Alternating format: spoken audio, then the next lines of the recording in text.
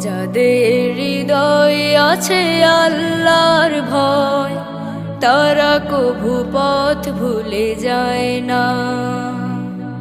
আল্লাহর প্রেম ছাড়া এই দুনিয়ায় কারো কাছে কোনো কিছু চায় না।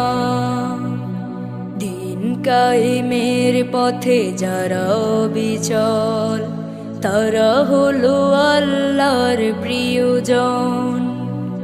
বাতিলের কাছে যারা হার মানে না, সংগ্রাম করে যায় আমরণ।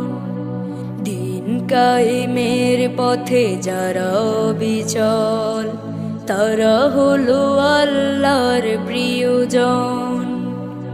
বাতিলের কাছে যারা হার মানে না, সংগ্রাম করে যায়।